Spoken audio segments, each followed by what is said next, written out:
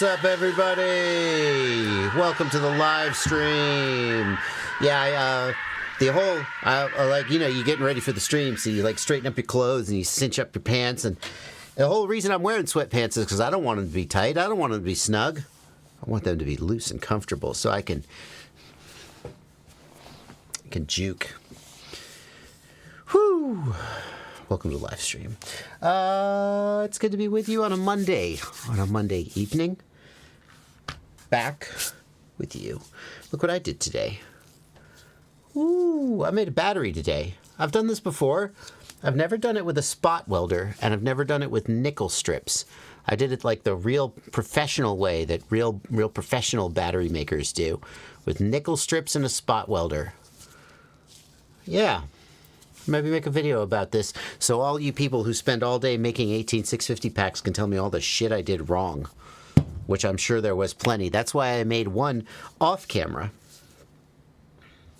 Yeah. Little 4S2P there. Yeah. My first piece of advice would be to get a more powerful spot welder. The spot welder that I have, I feel like the welds will hold, but like I've seen welds done by an actual professional battery maker with a, like, you know, $3,000 professional spot welder, and I was like, well, how do you know if it's a good weld? And he was like, well, first of all, there's this graph that it shows for each weld that shows the current flow, and by looking at that graph you can see if there was like an anomaly with how much heat went into the weld. It's like, oh, well, my $50 Amazon spot welder doesn't do that. And he said the other thing we do is we'll weld it on, and we'll tug on it. Like, and if you can tug it off, then it's not a good weld. And I will tell you, you could tug all of them off. Does that mean this battery is a no-go? It's a do-over? Or like, I mean, you had to pull pretty hard for some of them. Or is that like, yeah, it's okay. It's okay. I mean, like, I don't know. Anyway, I made a battery for fun. Yeah. That's what I've been doing for fun. What have you been up to? What have you been up to? Anything good? You know what I'm going to be up to tonight is answering your questions. answering your questions here in the chat. Whee! Answering your questions. I'll figure it out if it catches fire. Yeah, as I was building it, I was like, I know how to do this. I know how this goes together. And I did think to myself, if I short circuit one of these cells, because like, it's not like I'm charging it. It's not like I'm doing anything that could cause a fire, except if I put the wrong piece of wire in the wrong place, I'll just short circuit the cells and they'll all light on fire. And I was like, what's my plan here? Where's my fire safety? I have fire safety for LiPo using and LiPo charging. I need to think about my fire safety for LiPo building. Anyway, it all went fine. Everything's fine. There you go. Whew. Here's what we're doing tonight. I'm going to answer your questions. Answer your questions here in the YouTube chat. Answer your questions here. Oh, definitely here in the Discord server. Hey, Discord, how you doing, man? How you guys doing? You doing good? Yeah. That's right. These people they're my favorite people because they pay my bills through my Patreon. And that's where they get to be on the right side of my screen. And ooh, yeah. And Blunty's going to be queuing up questions. Here they are. We've already got 16 questions in the queue. I better get to work. And last but not least, if you guys want me to answer your question for sure, hit the $ right here. Leave a super chat. I will start reading the super chats usually around the 25-minute mark. Just kind of let them stack up a little bit and then start reading them. But I always like to take some time to answer questions from the regular chat. Some streamers only answer questions from super chats, and I feel that's never been my vibe. It's never been like, F you, pay me. I will do that at the half-hour mark, but let's do it. We'll start with this question from Spooky Walk on Thrills, who asked this question in the Discord. Thank you for being a patron, Spooky. Spooky asks, is the Radiomaster Boxer a worthy upgrade from a Radiomaster Pocket, or should I save my money for other things? The Radiomaster Pocket's pretty solid, especially now that you can get AGO1 gimbals for it. Pretty solid. The main thing I think you'll get with the Radiomaster Boxer is a better form factor. Well, I think it's a better form factor. If size is your concern, the Radiomaster Pocket is right up your alley. So, like, let's bring up some visual aids.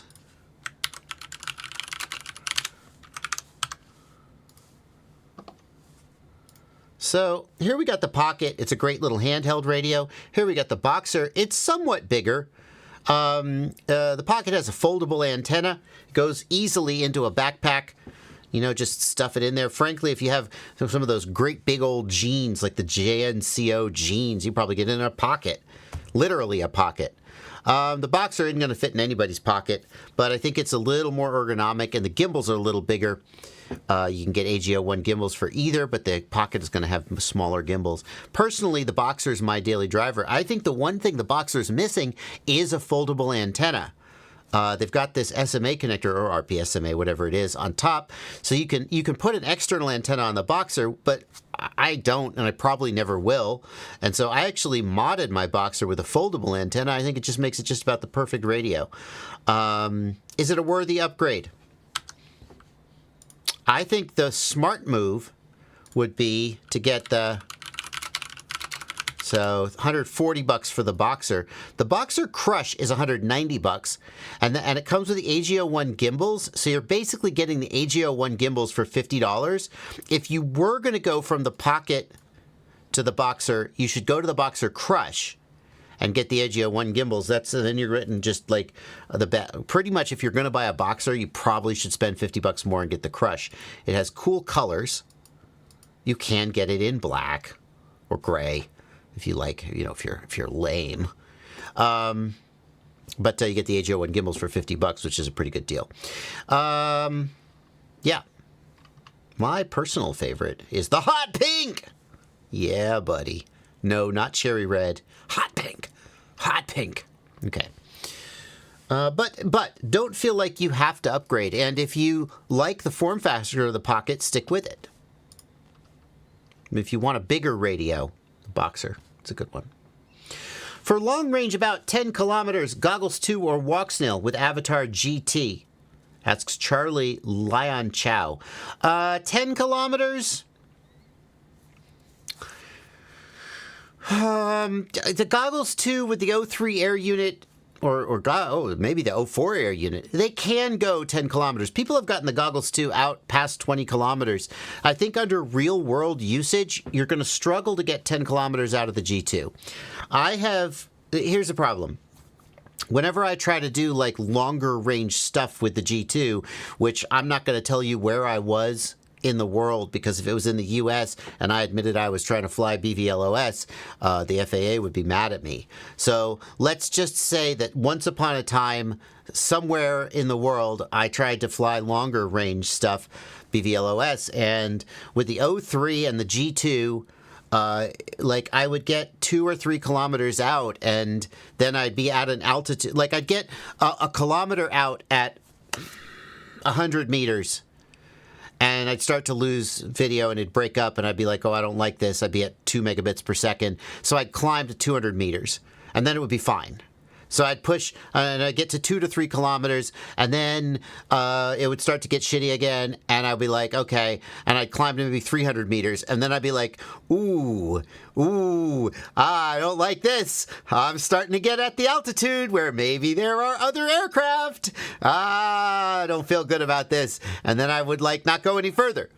So somewhere out there, there are people who have gone 20 plus kilometers with the O3. I don't know if they were using aftermarket antennas. I don't know what altitude they were at, you know. So like, feels like the Avatar GT would be, because you're going to have aftermarket antennas. The Goggles X have antenna connectors, and you're going to have that 2-watt output.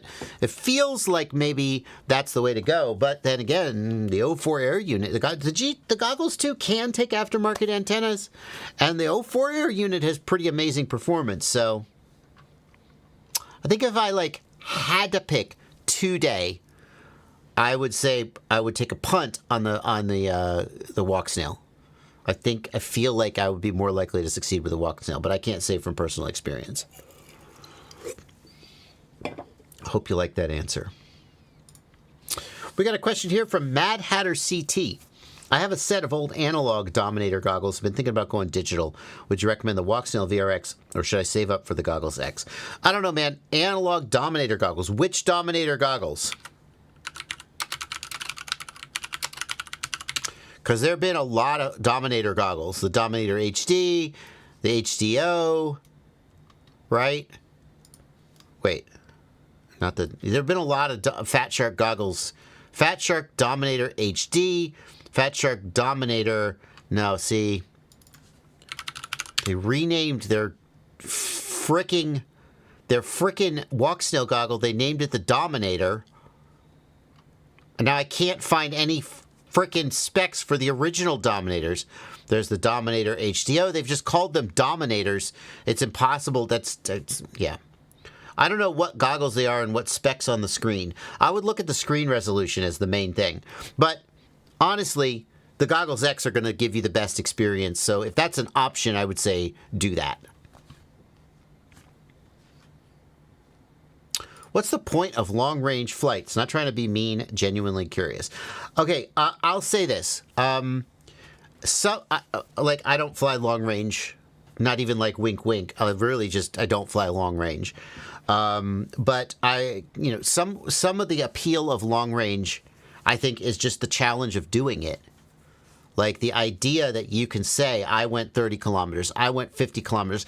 They do it because it's a challenge. If you can get an aircraft to fly 50 kilometers, you know things, you learn things by pushing those boundaries.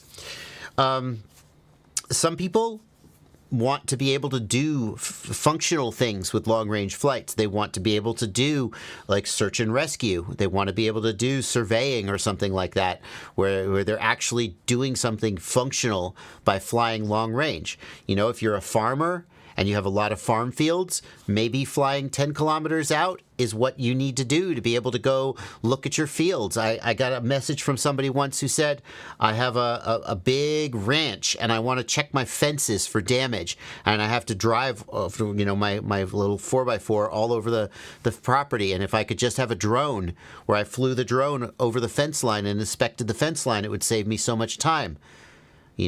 So there are sometimes functional reasons for doing it. It varies, right?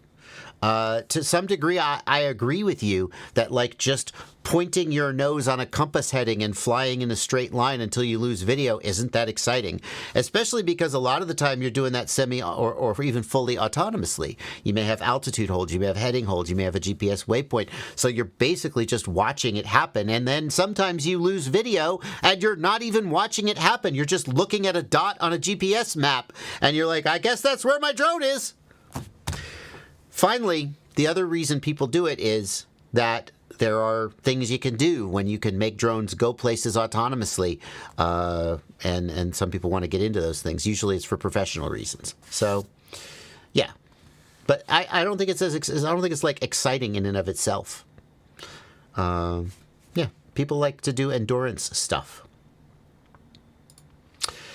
Subi asks, any advice on damping material to put in between the GoPro couch and the camera itself? Audio is lagging. Is the audio lagging? Let me check something real quick. Is the audio out of sync? Is that happening?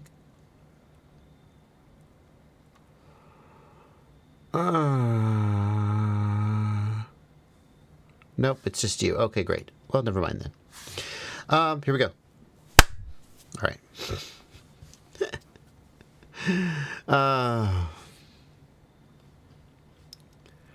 Any advice on dampening material to put in between the GoPro couch and the camera itself? I keep getting micro vibrations in my footage after gyro flowing it, which weren't there prior to stabilization. I think you should have a TPU couch, and that should be enough, right? That's what I would think. Filters, yeah. I think that a TPU couch by itself should be enough. And so if you wanted more stabilization, a grip. I don't know. Mr. Vortex wants to know, are you going to rebuild the 200-mile-an-hour drone? Hell yes. Somebody said, wait, where was it? Oh, I don't see it. I thought I flagged it. He said, well, why didn't he just ask Chris Rosser for the STL files and print it? I'm sure I could do that. And maybe Chris Rosser would trust me enough to give me the files and let me print it. But the fact is I also broke the carbon top plate. The main plate is like 6 millimeter, maybe even 8 millimeter, I don't know. The main plate is like really thick carbon fiber and was absolutely untouched by the damage, by the crash. In case you don't know what I'm talking about, I built Chris Rosser's 200-mile-an-hour drone, and then because I didn't fully understand how Betaflight failsafe works, I crashed it and it just exploded because it's not designed for durability, because it's designed to go 200 miles an hour, and at 200 miles an hour, durability isn't a factor. So there's a lot of long standoffs and long screws and a 3D printed canopy, and then when I crashed it, it just exploded. The main plate was fine, but the top plate had some damage, and I needed to reorder the parts. So 200 milliseconds. No, that's an issue. I know what that issue is. It's perfect on my screen. Okay. No, it's definitely not 200 milliseconds on my screen. I guarantee. There's a delay setting. I don't know where it is. Is it under output? Audio. No. There's a place in OBS you put audio delay, and the thing I did to fix the monitoring problem also fucked and that deleted the filters. My normal filters like compression and so forth, or so if my audio sounds a little different, that's why. There's a place where you can put audio delay, and I can't frickin' find it, and I bet that got deleted.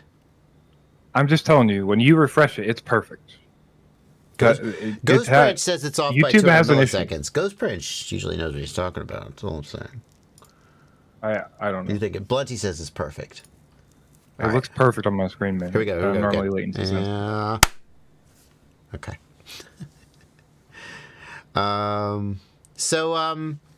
Somebody asked what filament was used. The factory prints are PETG.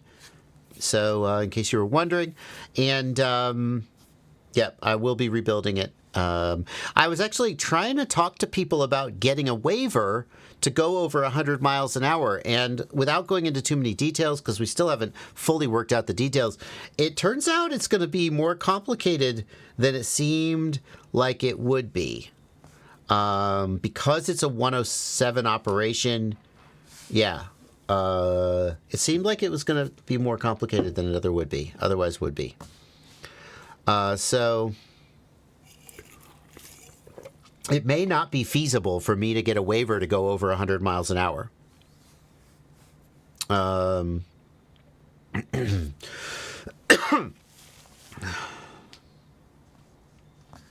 Where the hell is... Where is the setting? Advanced audio properties. There we go. Sync offset. Mic aux. I think it used to be 250 milliseconds. I'm really sure about that. Let's put in 200 milliseconds. Is this going to break anything? I'm just going to change the audio delay here in real time. Oh, there we go. Did something break? Did it click or pop? I don't know. There's 200 milliseconds of delay. Let's see how that worked. Did it make it any better? I don't know. There you go. Yeah, I always had to have a little bit of delay on that microphone. So, great. All right. Enough about that.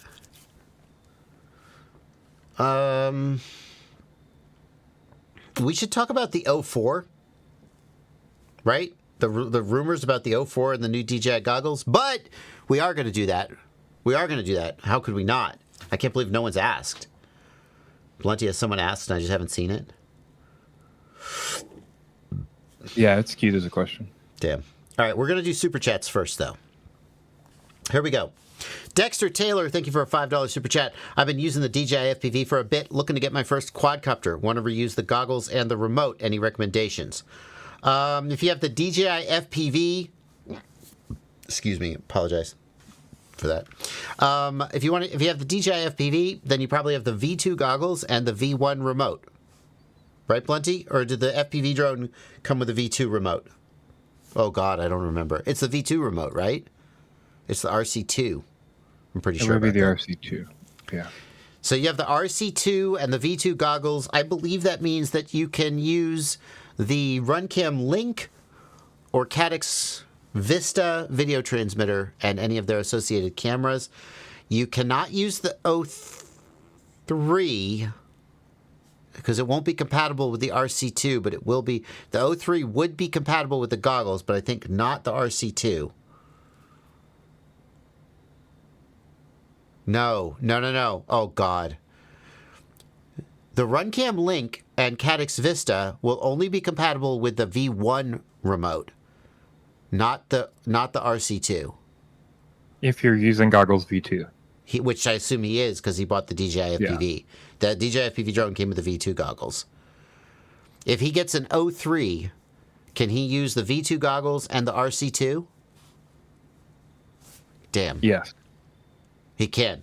Okay, so what you need to do is you need to get a drone with a DJI O3 air unit. You need to update your goggles and your remote to the latest firmware, and then you can use them with the O3, and you'll be good to go. And there are many, many bind and flies that you could buy. Take a look at the Gepard C Mark V. Take a look at the Flywoo Flylens 85 if you want something smaller. There are many available with the O3 air unit. Yes, Black Jungle. The meme is accurate.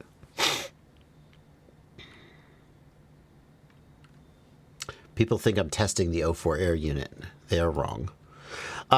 People are also joking about me flying a 3D printed frame. I did not fly a 3D printed frame.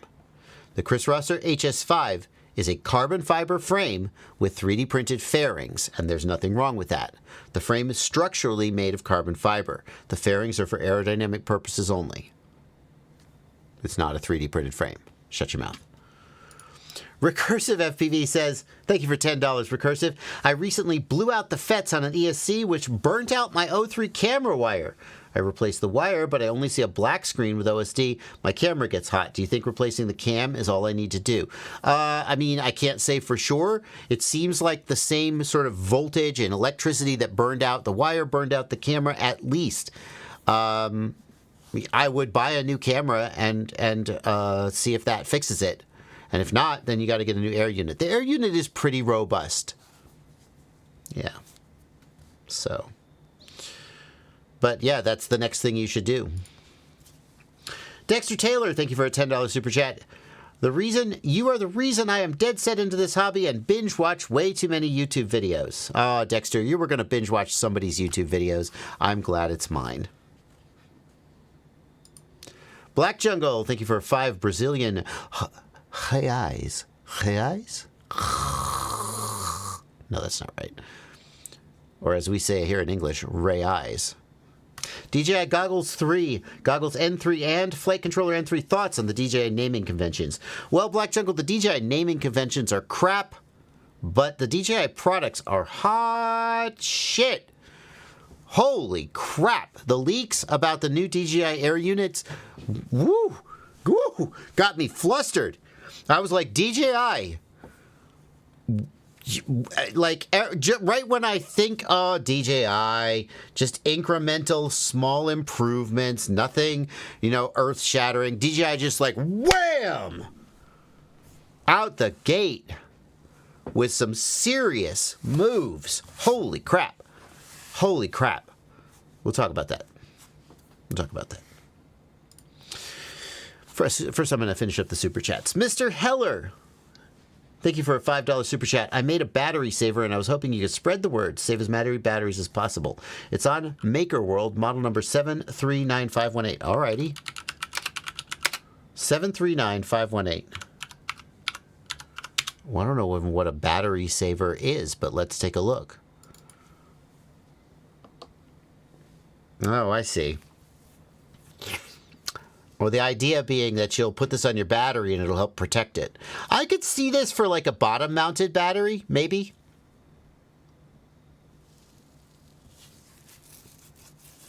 I could see it maybe for a bottom-mounted battery. For a top-mounted battery, I don't know, man. Like, there's this constant give and take between weight and protection. So, like, if I download this, people are always adding protection, and they end up adding 150 grams of weight to their gosh dang quad. And I'm like, I don't know, man. What are you doing here? Hello? Where'd Orca Slicer go? Orca Slicer, where'd you go? There you are. Hello, Orca Slicer. Any day now. Any day now. Any day now. I bet it's not going to be that heavy. So, like, if I slice this plate, it's going to be TPU, generic TPU. Great. Slice plate. Total filament, 15 grams. That's not that much weight. 15 grams? 16 grams? Well, that doesn't weigh that much. All right. I was curious. What about this one?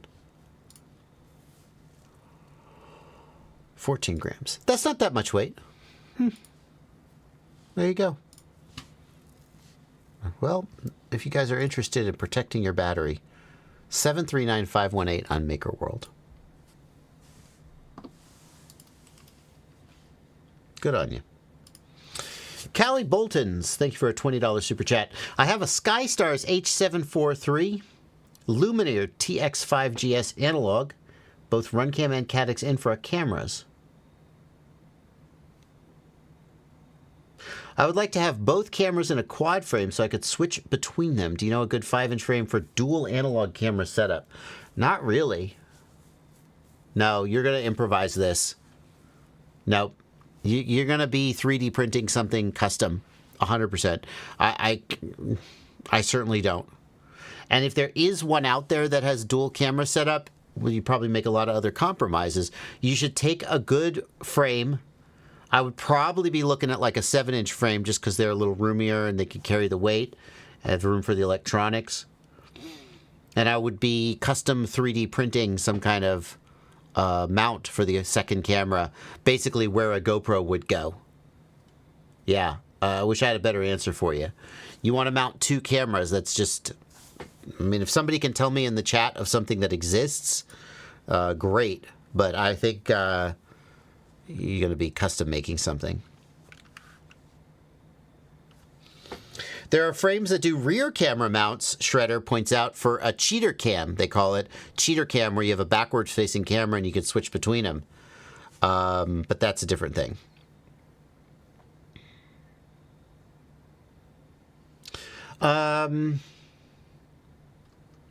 Dane Bromage 314, thank you for $4.99. Just a no question, just a donation, so thank you for that. Travone Suki, thank you for a $5 super chat. Can you recommend any signal repeaters when doing indoor and outdoor fly-throughs? Is it possible to replace a cell in a LiPo battery? Travone, it's unlikely that you'll be able to successfully replace a cell in a LiPo battery. It's possible if you have like a 6-cell battery and like one of the outer cells is damaged. It's fairly doable if you know how and can do it safely to split off that bad cell and turn like a 6S battery into a 5S battery. If it's one of the inner cells, it's a fair amount of work more, but it's also kind of doable, but it's a lot more work and maybe less worth it. But replacing the cell, where are you going to get a replacement cell from? You would need one of the matching cells with matching internal resistance. It's been the cells aren't brand new, so their internal resistance will have changed. I wouldn't rebuild a new battery from existing used cells. I think the risk there is too high.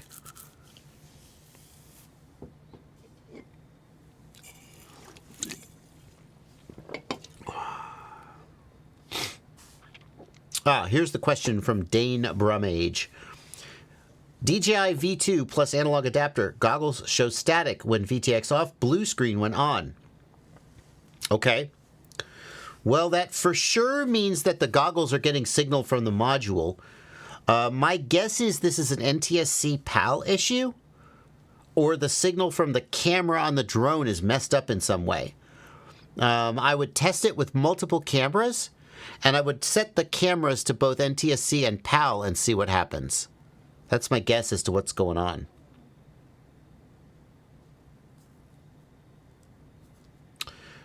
Happens when receiver or is on or off the same channel as the VTX. Okay, so that doesn't make any sense. If the receiver is on a different channel from the VTX, there's no way for the receiver to know that the VTX is on. You know? That doesn't make sense to me. Something doesn't add up there. I think, I can't remember what the first question was, but it sounds more like you're not actually using Smart Audio correctly, and it's like not switching channels. Yeah. I mean, for me, I'd get another set of goggles and test it. Or like my Sky Zone screen. I would get another analog receiver and test it.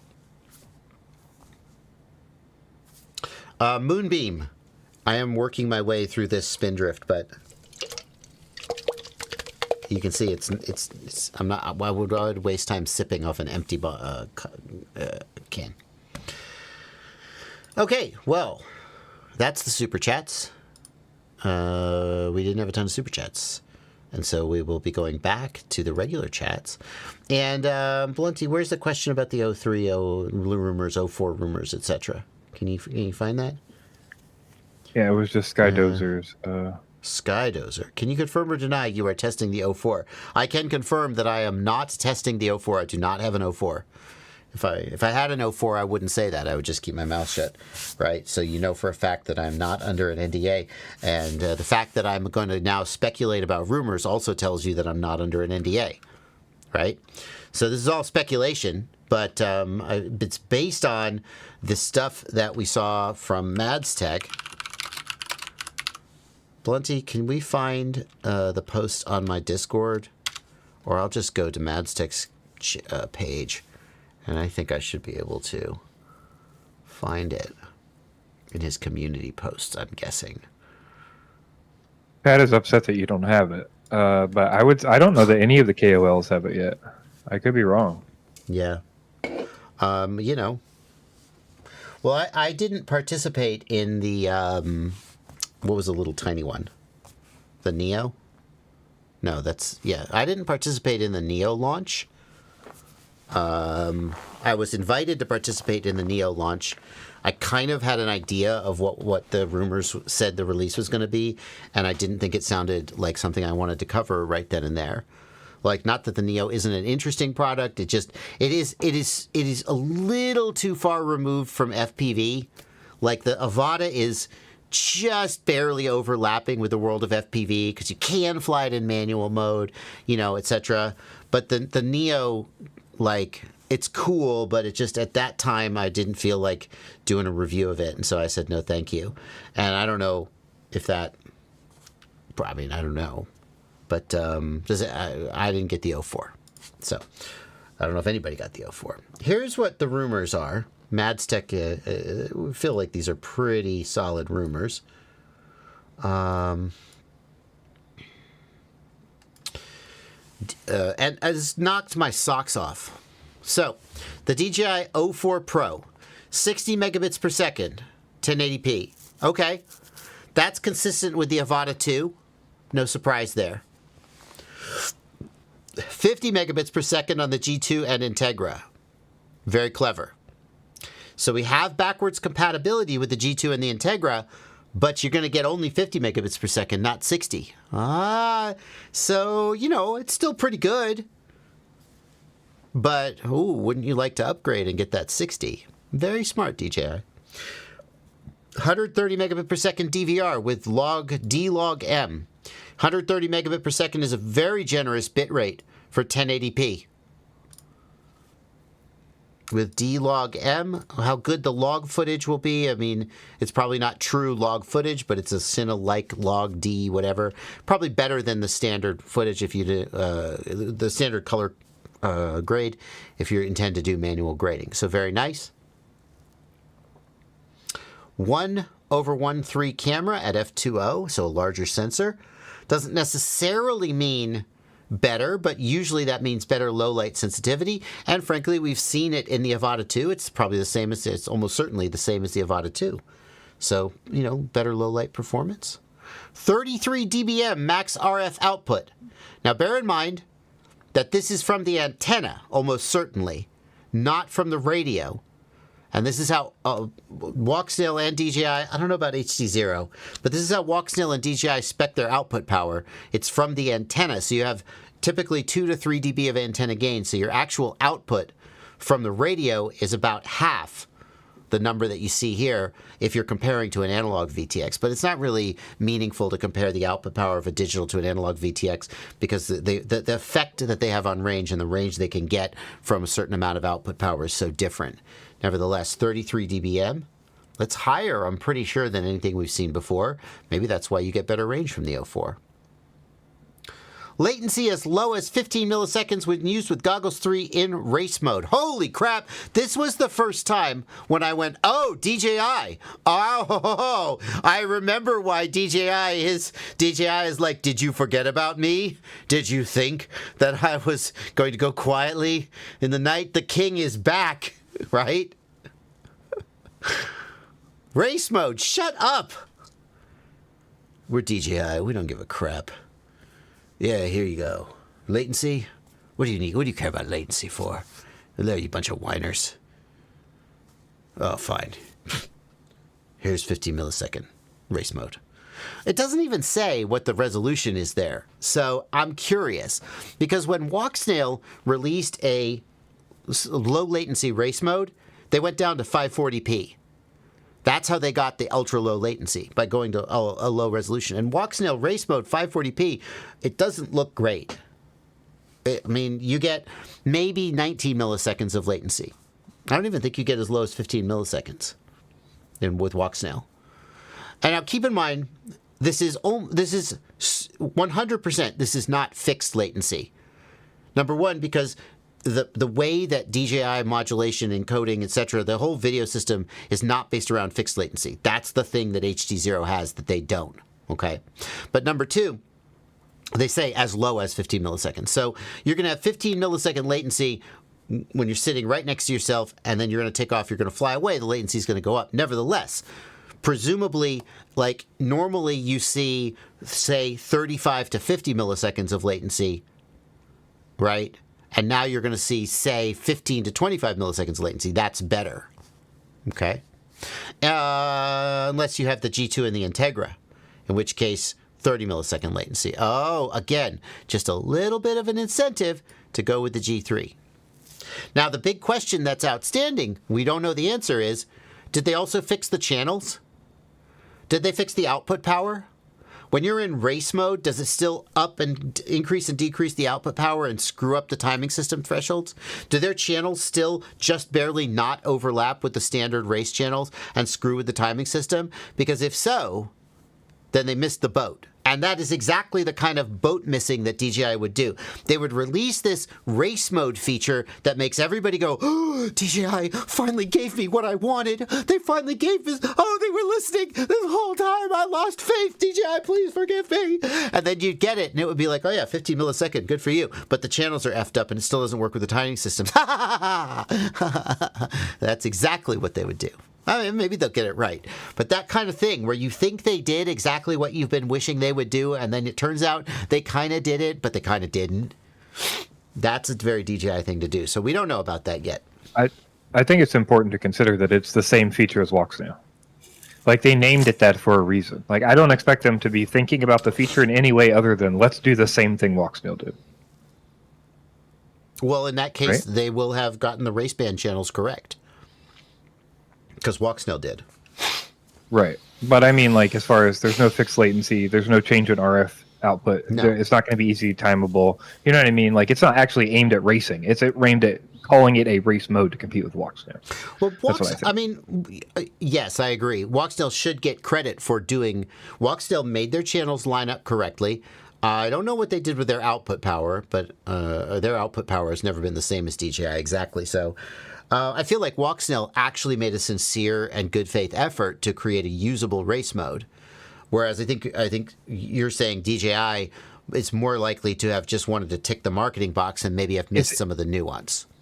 But WalkSnail's racing mode didn't make anybody start flying WalkSnail, didn't make any of the heats usable, didn't make the drones usable next to other people, didn't make the, you know what I mean? It didn't make the VTXs change the output power. They didn't like, fix all the it's problems. all the same issues. Yeah. So, like, to me, like, it's going to be the same thing. DJI is not, like, aiming to make a good race mode. WalkSnail might have been doing that or not, but they're going to take whatever WalkSnail did and then just copy it or make it a little better to, like, the feature set. Like, hey, we're a little faster, or we're not going to, like, fix the things you actually need. Like you said, it's DJI, right? They're hitting numbers. So I think that's fair. I think that's fair. We'll know when we see it. That was the final answer. Yeah. Rocksteady 3.0 says stabilization, Betaflight, and iNav OSD support. They finally added support for the iNav character set. Hallelujah. This is how DJI does things. They'll just release it in the next product, and you can upgrade. F you. But they did it. Yay. 33.5 by 33.5 by 13 millimeters. How does that compare to an O3? O3 air unit dimensions. 32 by 30 by 14.5. So pretty close to the same dimensions. Pretty close to the same dimensions as an O3. A little larger and a little thinner. 31 grams weight. Little... Doesn't say whether that's with or without. It's got to be without the camera, I would think. So a little heavier. Not that much heavier. And then, holy crap, this is where DJI really just kicked me in the nuts. I would have lost almost any amount of money betting on whether DJI would release a 1S video transmitter. I'm not really a betting person, so I wouldn't have taken your bet. But really, I would have lost almost any amount of money that DJI would never release a 1S video transmitter. So, And so I think there's two worlds here, right? One is Yeah. that this is just a rumor and it's not going to be quite 1S, right? The other one is that like, are they like, they're either competing with Walksnail, like we said, right? So this is going to be like literally 1S usable, like we expect. But like, there's also a world where this is going to cut out at 3.5, right, or something. Like that's what sure. I'm concerned about. Sure, we don't know. Yeah, I mean, Right. it needs to work down to like 2.8 volts to really be usable for 1S. You know, I think that's the kind of thing DJI wouldn't get wrong. I bet if they say 1S voltage, it'll be good down to 3.0. But I don't know. I could be wrong. I wouldn't bet on that. But like that they went after this market segment at all shocks me. And I think like you're saying, Blunty, they're going these are direct shots at Walksnail. They see Walksnail as a competitor, or they wouldn't have acknowledged their existence and they wouldn't be chasing their feature set. We know that perhaps a year, maybe 2 years ago, somewhere in the last 2 years, a whole bunch of Walksnail bind and flies just disappeared from the market. And some vendors said that DJI had incentivized them not to carry Walksnail bind and flies. None of that was ever sort of proven, but the story that sort of seemed to take shape was that DJI saw Walksnail as enough of a threat that they were telling stores, look, if you don't carry Walksnail, maybe we'll give you, I don't know, better pricing, or it was a little, I don't know if it was a carrot or a stick, but there used to be a bunch of Walksnail bind and flies, and then suddenly there weren't any, or hardly any. And we heard these rumors that DJI had made that happen. And now we see DJI releasing these products, which are just a direct shot across the bow of Walksnail with the race mode and with the 1S VTX. And the performance of these, obviously we haven't seen the real hardware, but the specs and DJI's reputation, this is going to just absolutely murder the Walksnail 1S VTX. Single board PCB, less than 10 grams of weight. If the voltage truly goes down to like 3.0 volts or maybe a little lower, legit. 60 meg 1080p. 20 millisecond latency in race mode, onboard DVR, no SD card, 26 gig. Just the specs here are bananas. Also, another place said 4K 30 on the recording for that. So I don't know if that'll be accurate or not. But I mean, there's a world where like you could use this light to record. I mean, we'll see what the camera looks like, right? But like to record, it's going to have rock steady. So like, I don't know. It's just kind of interesting that 26 gig onboard DVR on less than 10 gram VTX is insane. Yeah. Insane. And you know, and again, this is speculation because no one's seen the hardware, but like, you know that the actual image quality and performance is going to just crush Walksnail. I mean, especially the 1S, which, what is the Walksnail 1S VTX? It goes up to 30 dBm. 30 dBm, 1 watt. Yeah, 1 watt. Well, yeah. I'll just remind people that 400 milliwatts. DJI Sheesh. technically does that thing where they stack on the... So does Walksnail. Pretty sure. Okay. Isn't that what Chris Rosser found? I can't remember the name of that. Okay. Yeah, maybe that's the antenna. I can't remember the... Yeah. Yeah, the EIRP. There you go, EIRP. Yeah. I'm pretty sure Chris Rosser found Walksnail did the same thing, although somebody could tell me otherwise. I think they both do that. Yeah. So when EIRP... Yeah. Sorry, EIRP is essentially like, you have to include it because it's really what you're getting. Like, because it's different with OFDM or whatever, like the way they do the signals, you have to include it because I think you're transmitting two different things or you're stacking them or something about it causes you to do that. But you have to add the antenna gain into it. It's called EIRP. So it's not technically like you're outputting that power, but you end up outputting that effective power. Well, something similar to that, the antenna focuses the signal, right? So you have 1 watt coming out of the radio, and that goes into the antenna, and the antenna focuses the signal.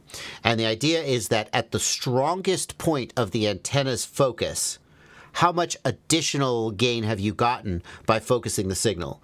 And antenna gain is a little different because when I raise the output power of the radio, that energy goes out the antenna in all directions, but then the antenna shapes that and focuses it, and so we get gain in one direction at the expense of gain in another direction.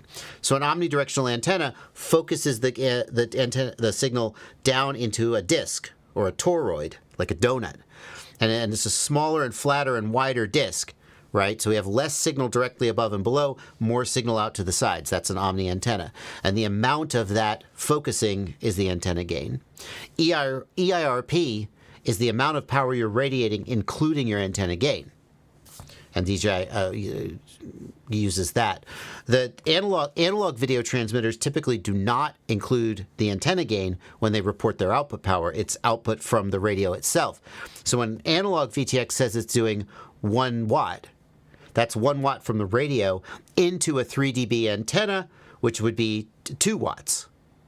But the analog VTX just says 1 watt. DJI would say 2 watts under that exact same situation. And I think Walksnail does the same thing. The digital VTXs report EIRP, is my understanding.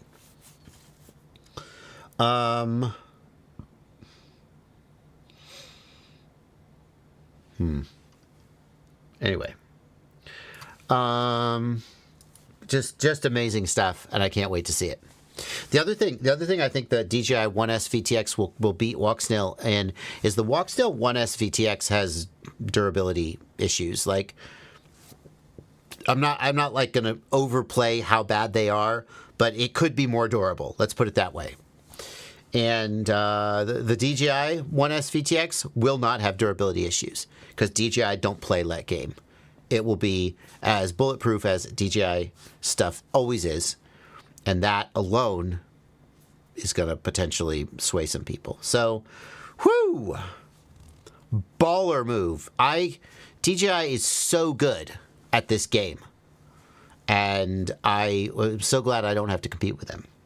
I will say, though, Walksnail's no dummies. Walksnail is rumored to be releasing... rumored. I think it's pretty much confirmed. To be releasing a repeater.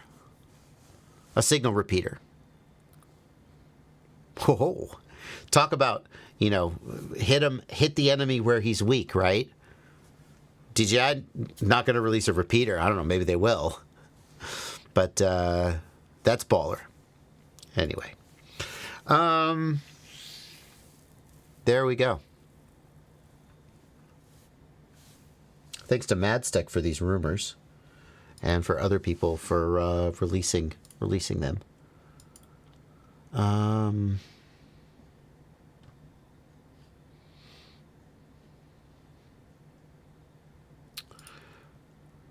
There you go. There's my comments on the O4. Blunty, any comments in the chat that are particularly worthy of acknowledgement? Because I was just ranting. Asking questions we can't answer. I mean, like how's it going to be for low light and different things about how it's going to work and stuff. We could look at the Avata 2. I think the image performance is going to be equivalent to the Avata 2. So go look at a review of the Avata 2 and assume that the image you're going to get out of the O4 will be basically the same. A lot of people feel that the O4 has improved low light performance. Is it good enough for you? I don't know. What else? Anything else? Not a lot. A lot of people talking about EIRP. Mm-hmm. Some people are talking about MIMO gain or digital antenna gain that focuses the signal dynamically. That's not what we're talking about. As far as I know, DJI doesn't do that. DJI does use MIMO, but I don't think it does that you're describing, where you do antenna combining.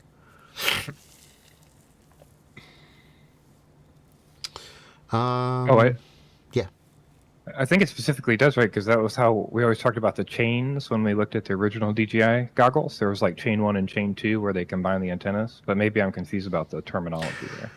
Well, I don't know what they're doing either, but there's when you do MIMO, you're transmitting multiple streams of data at the same time, and you're taking advantage of sometimes multipathing in the environment or sometimes frequency, but you're basically finding a way to transmit 2 chains of data at the same time.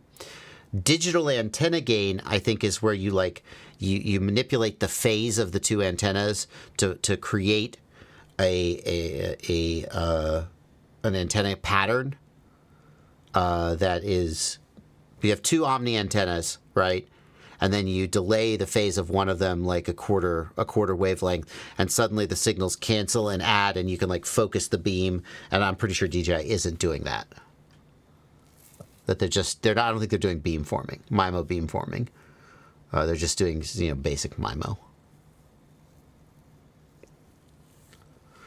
Sunshine says, Madstech says if he was a betting man, he'd put all his money on the O4, making Vista Air Unit NV2s obsolete, and possibly O3. Here's a good question. Will DJI keep letting Caddx and RunCam make the Vistas? And if so, what goggle will they be used with? I guess they're still compatible with the G2 and Integra. They won't be compatible with the G3. So there will come a point where you can't buy goggles anymore for the RunCam Link Caddx Vista. At which point that hardware, I don't know why anyone would ever buy it. Why would anyone keep making it? So that's an interesting one. I've heard an argument that why not? They're still selling. Who cares if DJI manufactures them, by the way, obviously. But, if they're still selling, let them keep making them. I don't know. I think that, we've been saying, when will the V2 and the Vista generation finally die? It wasn't the O3. But now that the G3 doesn't have support and the O4 is coming, it's a tricky one.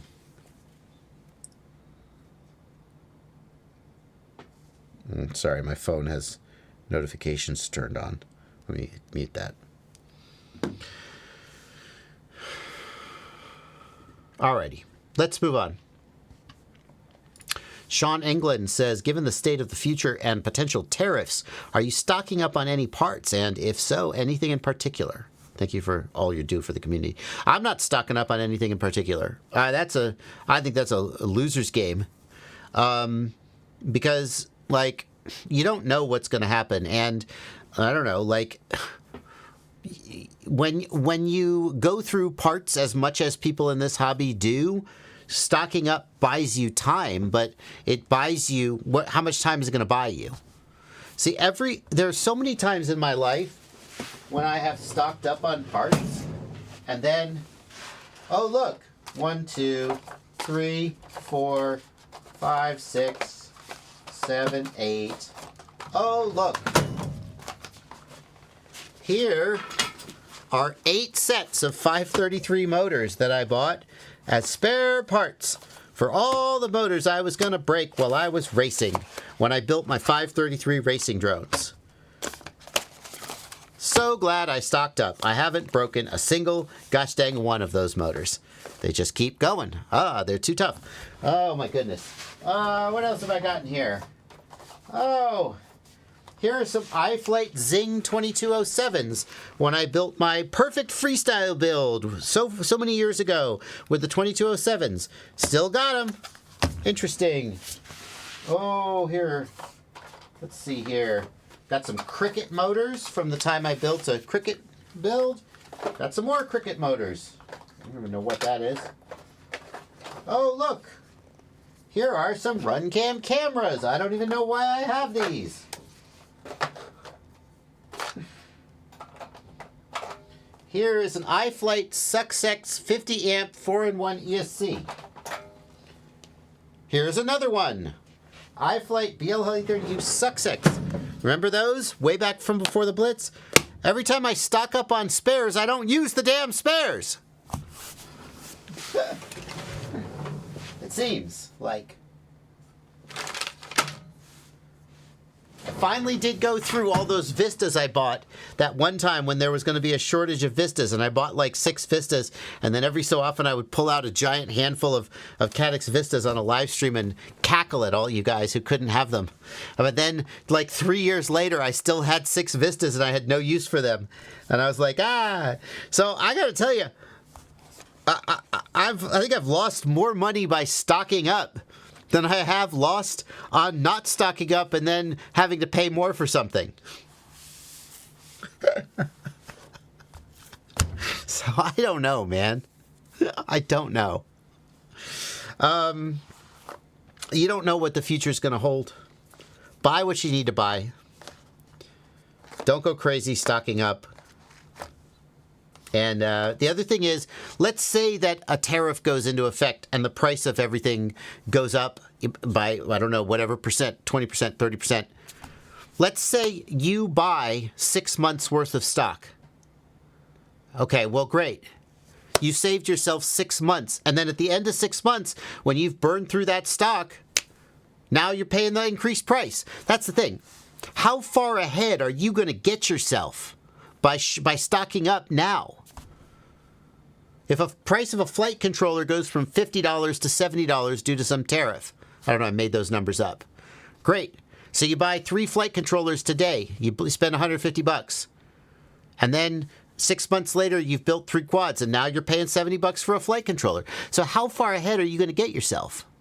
Because if you get yourself a year ahead or 2 years ahead, now you spent hundreds of dollars, you've bought tens of maybe parts, and maybe you're going to end up like me and not end up using them. So that's my thing. I mean, if you feel like spending money today, like if you're about to buy a flight controller and build a quadcopter, definitely do it before, whatever, January 20th. Whatever date is the date when the tariffs could theoretically go into effect. Like if you're about to do it anyway, yeah, do it now, because why not? Don't wait. But don't like buy 6 months or a year's worth of hardware because, you know, you just don't, I don't think, yeah, you don't know. You just don't know. Anyway.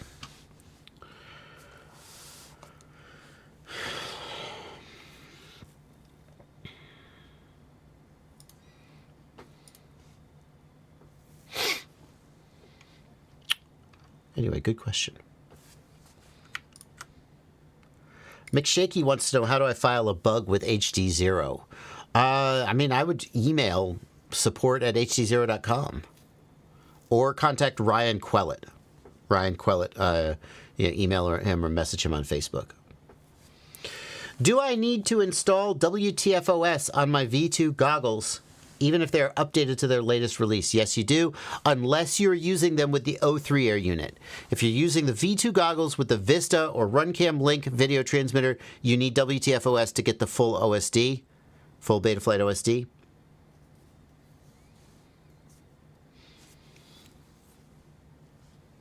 If you're using the O3, then you don't.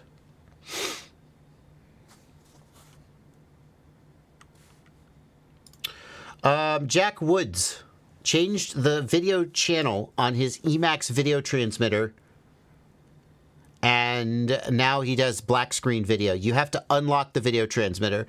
Jack, Emax does this infuriating thing where some of the channels are locked. That's not the infuriating thing. That's just them trying to be FCC compliant. If you put the video transmitter on a locked channel, it goes to the channel and then it stops transmitting. So you think it's broken. The way you unlock it is you hold down the button on the video transmitter with power off, then you power on, and then the lights blink or something like that, and then you release the button, and then voila, it's unlocked. There are instructions in the manual for how to unlock it. You need to unlock it. That's most likely what happened.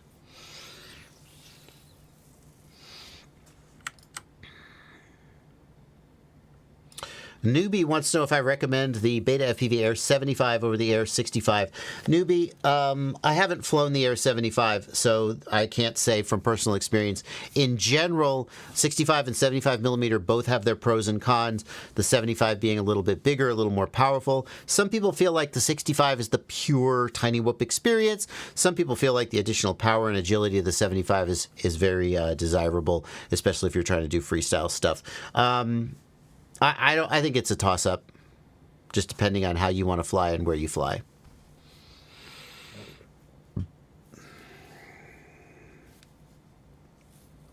So no, I wouldn't recommend it, but I would not recommend it either. I don't think you'll go wrong either way. Wendling Riding says, I had a flight controller die after about 7 batteries. Just plugged in with DJI, was a Xylo board. Okay, Blunty, I want you to make this a clip on the Livestream Clips channel, please, as a PSA. I'll reread the question so when you edit it, you don't have me telling you to make it a clip. For those who don't know, first of all, the voice that you hear every now and then it's Blunty. Say hi, Blunty. Hello, it's me, the voice. Yeah, some people don't know who you are. As much as you're an institution on the channel, I've heard people say, "Who's the voice?"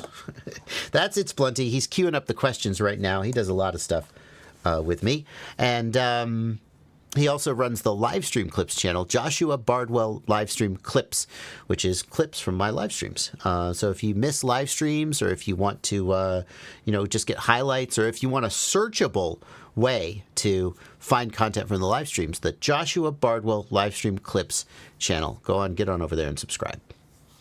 Okay, here we go. Wendling Riding says, I had a flight controller die after about 7 batteries. Was this my fault? I did not solder on the board. I just plugged it in with DJI, was a Xylo board. Wendling, the Joshua Bardwell beginner build kit has that same Xylo Stax flight controller in it. And as a result, I get emails from people about that board when there are hardware problems. I find out about them, as opposed to other hardware where maybe I'd find out or maybe I wouldn't. But people definitely reach out to me when they buy that beginner build kit and the flight controller dies.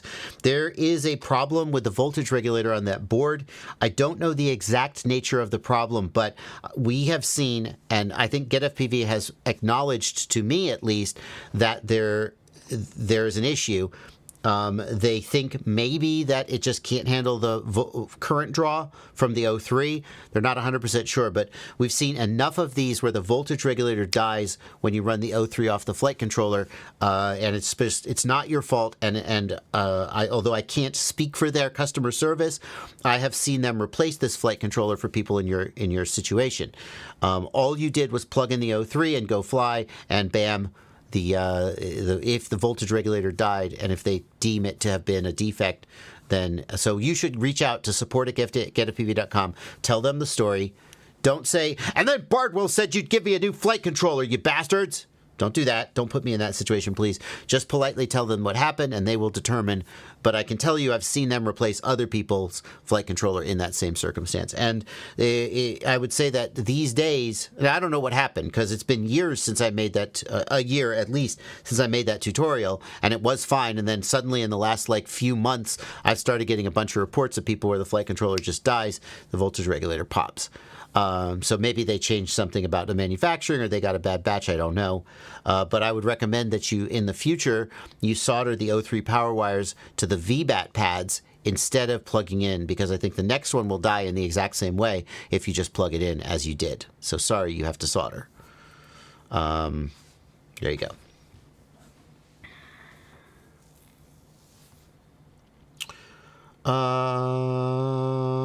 Is there any 5-inch quad that's under 250 grams? Yes. One of the only ones that's available, period, never mind for purchase, is the Umagod 250. 250. The Umagod 250. Does he still make a bind and fly? Freestyle frame. Here's the bind and fly. Umagod 250. Is a sub 250 5-inch made by Tommy Tabahia, also known as Oh My God. That's the one, since you asked.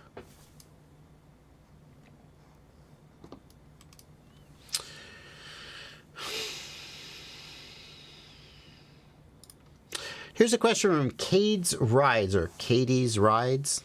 Katie's Rides? DJI O3 no camera signal. I bought a new cable and camera, but it won't recalibrate.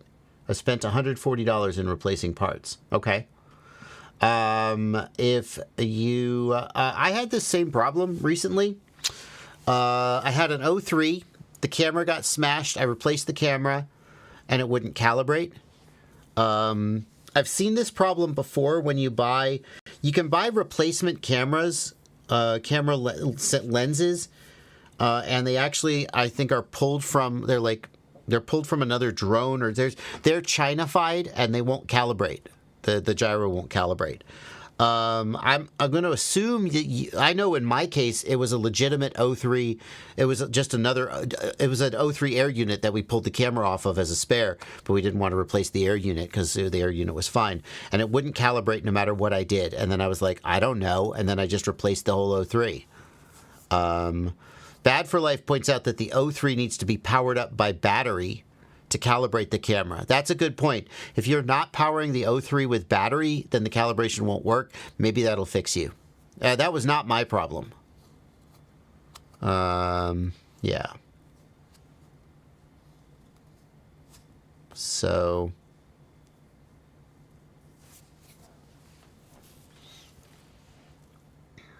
battery was in. Okay, I don't know the answer then, man. I don't. I ran into this same problem last week, literally. I replaced a camera. It said gyro calibration error.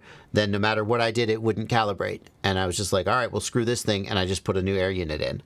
Now, I understand that for you, that it would suck to just have to buy a new air unit. But I don't have an answer, and I don't know what the answer is. So... Cheatonian is emphatically pointing out that the VBAT pads on the Zylostax flight controller are not VBAT, they are 10 volt. That's as it is, but in that case, no, this is the same one, yeah. Then you need to solder to the ESC. That's whatever. Solder to the ESC then. Where are you seeing VBAT pads? Where do you see VBAT? There's no VBAT. It just says power and ground. It doesn't say VBAT. Where are you saying that there's a VBAT pad that's actually 10 volt? There are no VBAT pads. It says power and ground. It's the power pad. Yeah, okay, the power pad is 10 volt, but you're the one who assumed that meant it was VBAT.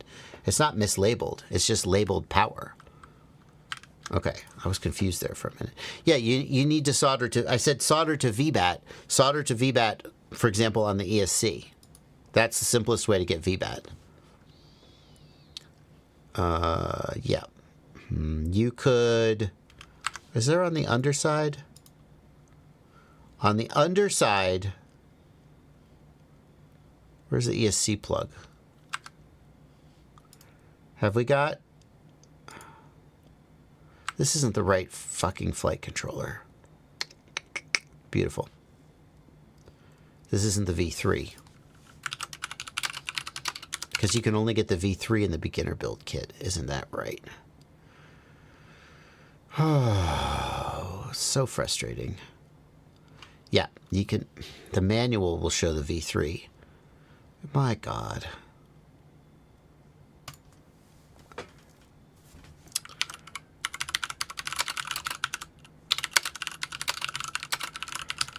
I don't know how anybody gets into this hobby. Okay. Where's the manual for the Stax V3? Which you can't buy separately. You can only get Zylostax V2. I don't believe you. The Zylostax V2 flight controller. Then why doesn't it have a DJI plug? Oh, it's on the underside. Okay, that's my bad. I screwed up. I apologize. I take back my complaining. So, I believe... Here, let's open the manual. I believe you can have a VBAT pad in the ESC header.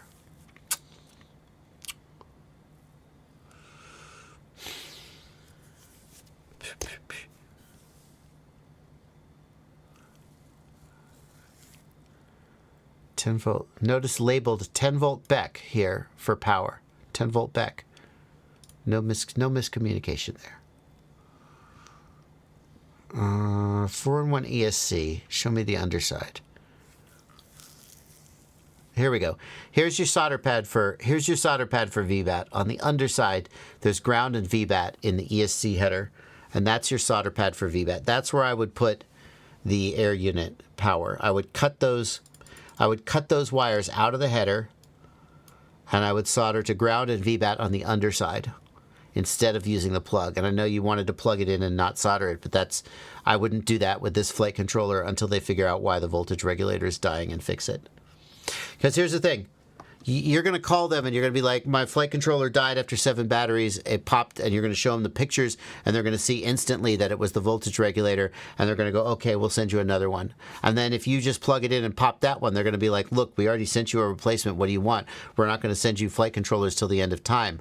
So you need, when you get the second one, you need to solder it to ground and VBAT and not plug it in. You can still plug in the TX and RX, but not the power. Okay. Real quick, so chat is a little bit confused, okay? So what we're saying is if you get an official DJI O3 replacement camera and you put that on your drone, you can calibrate that camera and it works great with the O3 air unit. However, if you then try to take that camera and move it to another O3 air unit, it will not work. You can't just recalibrate it? Yeah, that is my understanding of how that works. That's what Brandon weird. Beans is saying as well. The one that I had, well, I guess I don't know for a fact that it was new out of the box. I didn't take it out of the box. Somebody brought it to me and said, I replaced this with a new camera. You're saying you can only calibrate the camera one time? Yes, like to that O3 unit. If you move it to another O3 unit after calibration, it will not calibrate to the next O3 unit. That's what multiple people in chat are saying. Well, that's fucking stupid. Yeah, Super Deluxe Skydozer, Brandon. Yeah. Well, that's fucking stupid, but yeah, sounds like something DJI would do. But that only affects the image stabilization, right? So you can just ignore that error. Yeah, it'll have that calibrate, just like you were saying with the off-brand or the reused, maybe reused to O3s. Maybe that's why they're like that. Right? Oh, that's why the aftermarket it's just automatically cameras, like because that. It's not that they aren't official DJI cameras, but that they've already been calibrated once, and so they can't calibrate again. Yeah. Wow. Alrighty. Well, fuck me. Like 2 people in chat say this isn't true. 8 people in chat say this is true. So I'm not sure exactly what's going on. Well, I mean, I believe Brandon Beans and Super Deluxe more than most.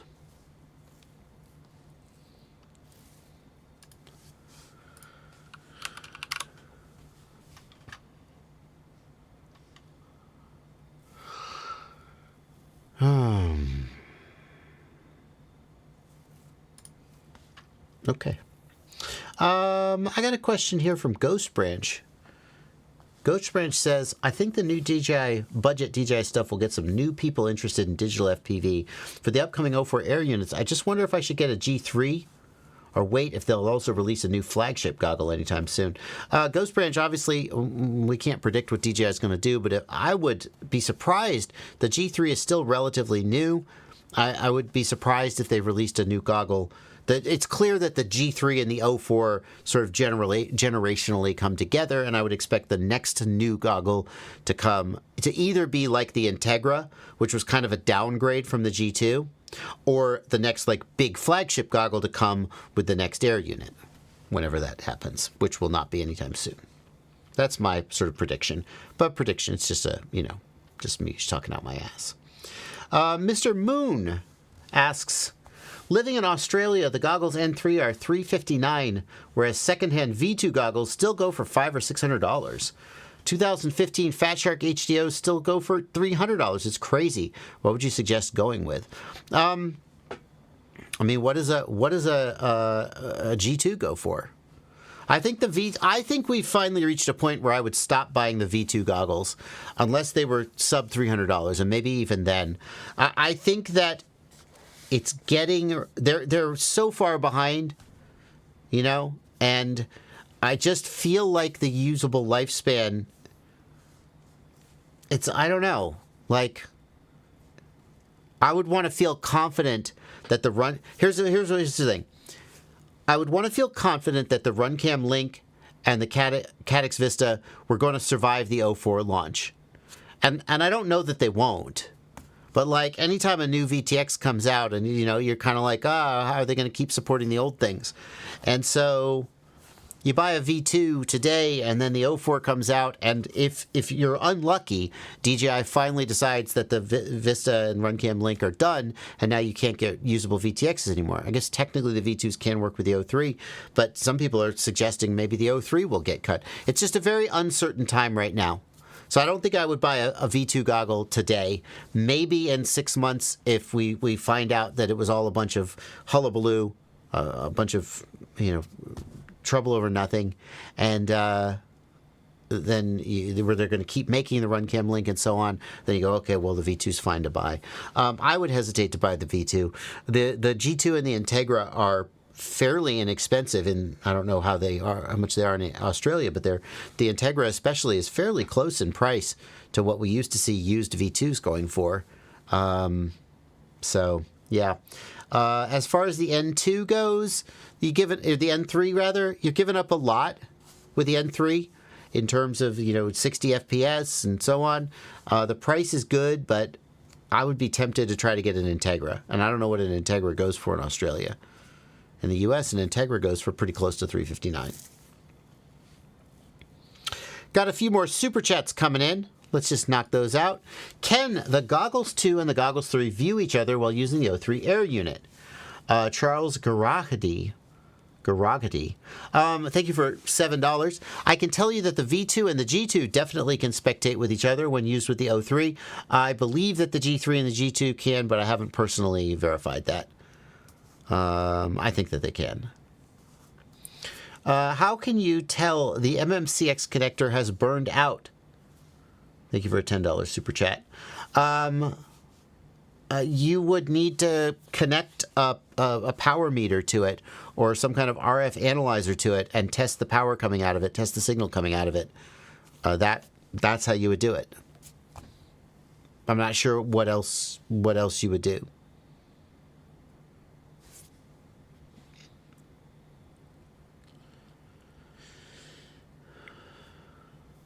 Or just trial and error with a new set of goggles, but that's expensive.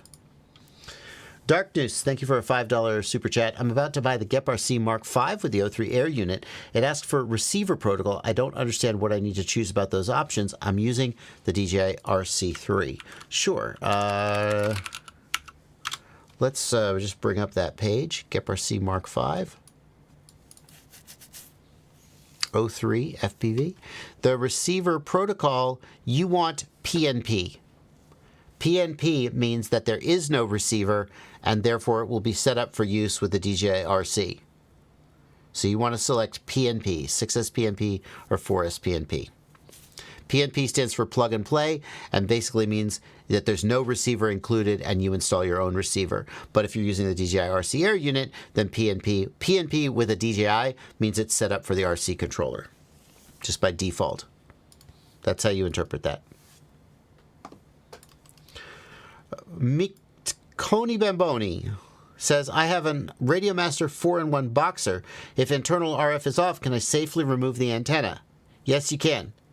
But if you ever accidentally load a model with the internal module turned on, you will damage the module. So I would buy a 50 ohm terminator and screw it onto the antenna, and that will protect that. Buy a 50 ohm, I believe it's RPSMA terminator, 50 ohm RPSMA terminator, or dummy load is another word for it. There you go.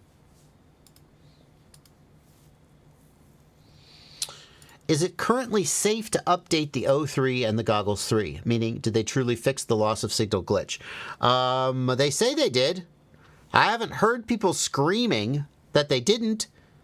So, hard to say 100% certainty that the bug can't happen, but I believe that they fixed it. Blunty, do you know any better or different? Got anything to add? No idea. Yeah. No idea. I believe if they hadn't fixed it, we'd have heard from Madstech by now. So I'm going to say they fixed it.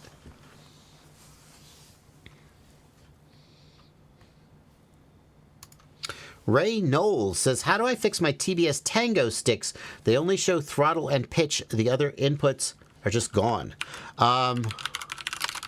You need to recalibrate the gimbals is the first thing to do. And you need to do it right. I've got a video about how to do it. No matter what controller you've got, calibrating your sticks is essential to getting. You're calibrating your gimbals wrong. So, The TBS Tango 2 and Mambo have a little bit of a weird calibration routine. I show how to do it here in this video, and you should go watch this video and then follow the steps exactly as shown here. I'll just ask, didn't they change that calibration process at some point to make it easier?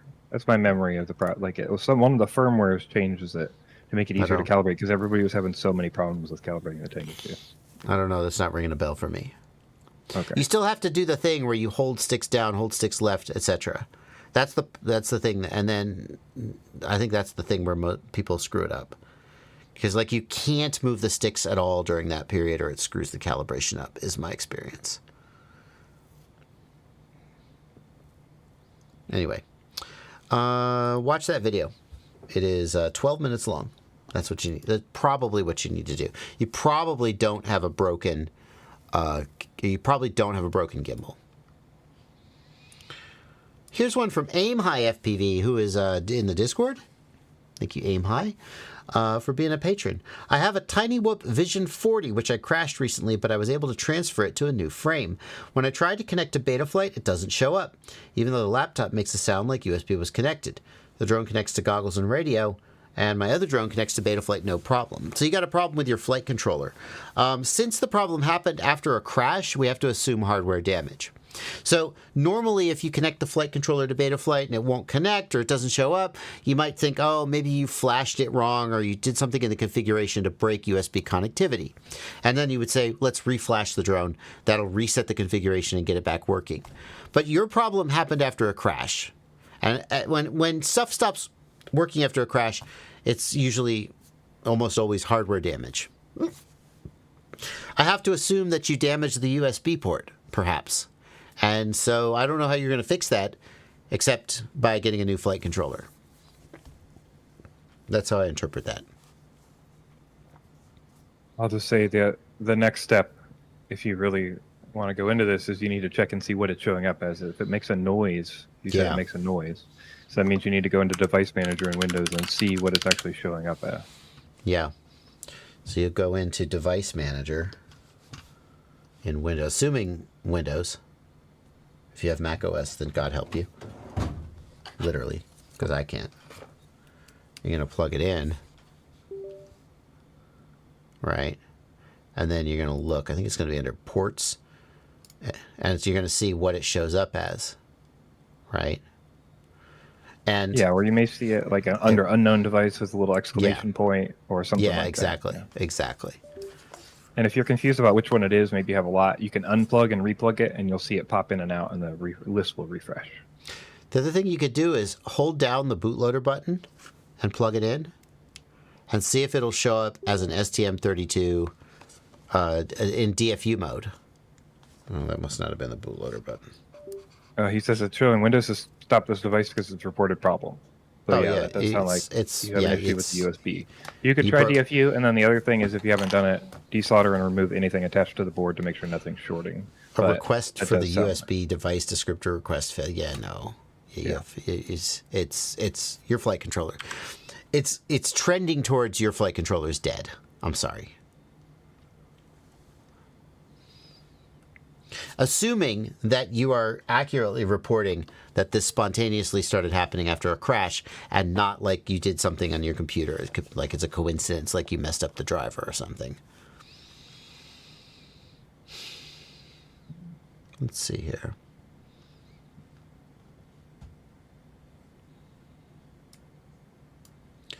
Matt Dennis says, I currently have 8 quads with many more to come, all of which use the Caddx Vista.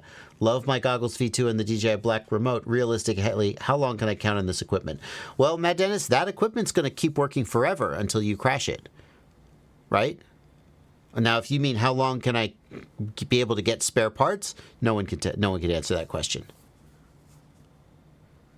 Aim High says it's flying and connecting to goggles and radio, just can't do anything on Betaflight.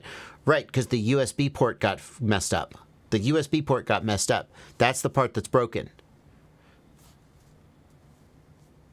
That's my thinking. Comic Sniper says, my Boxer bind will not stay on for more than a second while I try to bind to my HC0 goggles for ELRS backpack feature. The enable backpack Wi-Fi will not stay on as well. Firmware is up to date on all.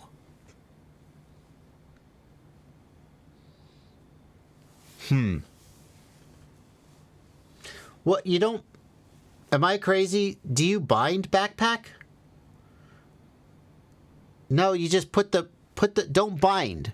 Put the frickin' bind phrase in. Can you type the bind phrase manually? Something isn't right here, Comic Sniper. Comic Sniper, I gotta tell you, I've never set up ELRS backpack with the HD0 goggles. I've only done the TBS Fusion and the Boxer. So, having not done that, I'm not sure if there's a step that you're missing. Enable Wi-Fi will not stay on. Enable backpack Wi-Fi. Why are you enabling backpack Wi-Fi? It sounds like your HD0... If you can't enable the backpack Wi-Fi on the HD0 goggles, it sounds like your HD0 goggle backpack may be messed up somehow.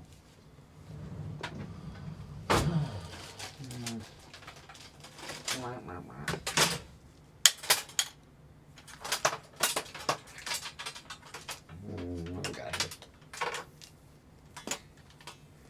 That's the dual cable with a 9-volt adapter in it. What's this? No. That's a buddy box cable. Why is that in there? That shouldn't be in there. Oh, let's put it right back in there where it shouldn't be. Why'd you do that? I don't know. I'm stupid.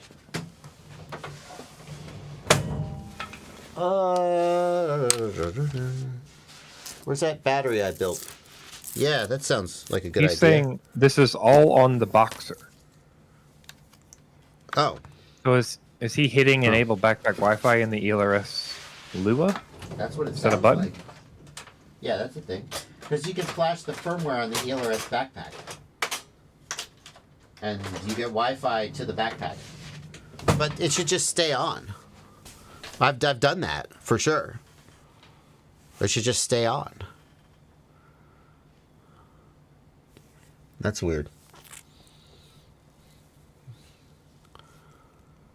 Yeah, the Boxer ELRS backpack Wi-Fi should just stay on. Like, I'll check that, but... Where's my Boxer? Oh my god, where's all my shit? You're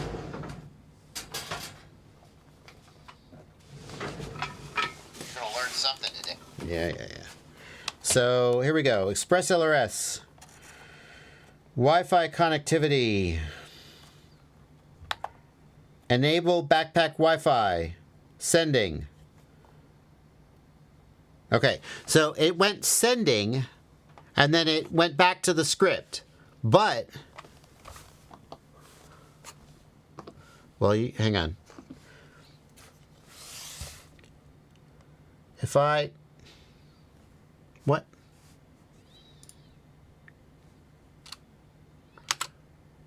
Okay, first of all, there we go.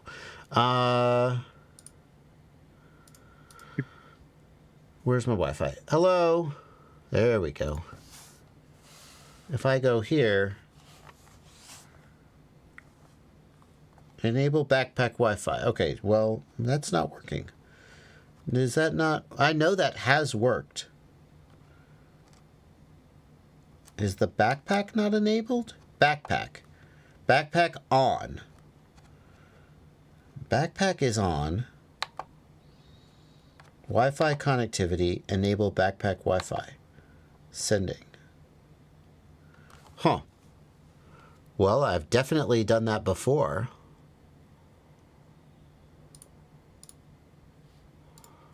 I know I've updated the firmware on my other Boxer's backpack.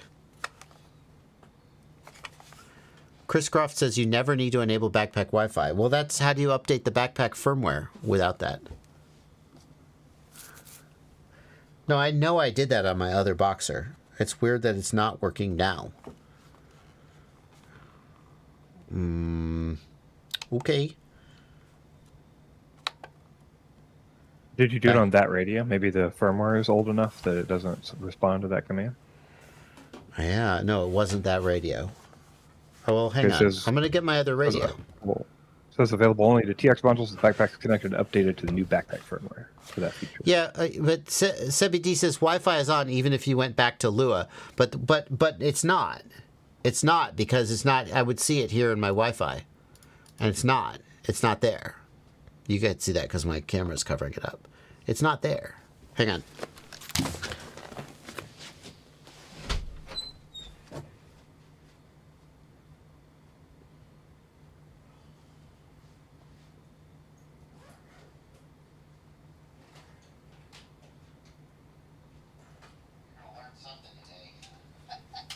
You ever wanted to know what FPV is really like? This is Get my other one. Loading. Oh, the wrong model's loaded. Hang on. Switch warning. Shush.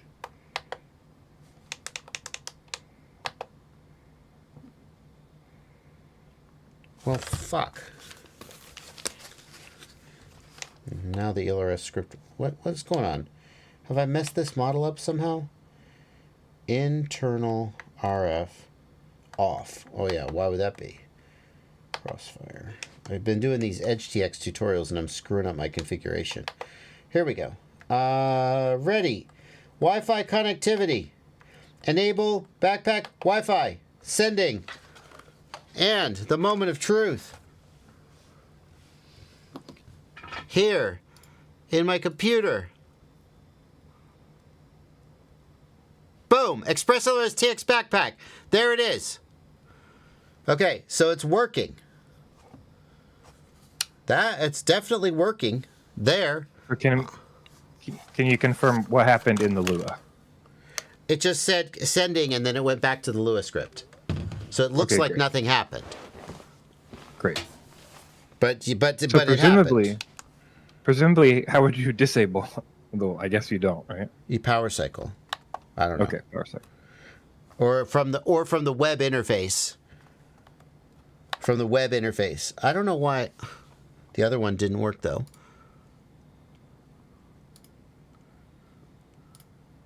Is it? That radio is off. Is it now working? Hang on, let me refresh this list.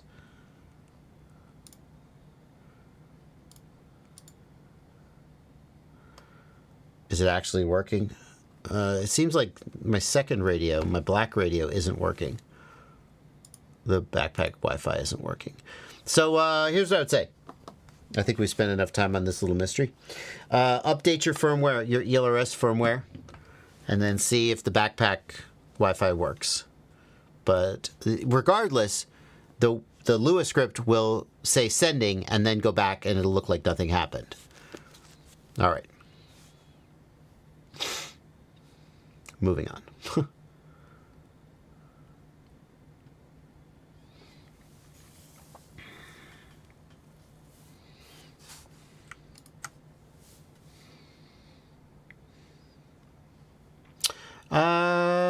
Bentley Rowland says, my Baby 8 Pro V2 loses video. OSD stays after light impacts like landing or a quick roll. Power cycling fixes it till the next bump.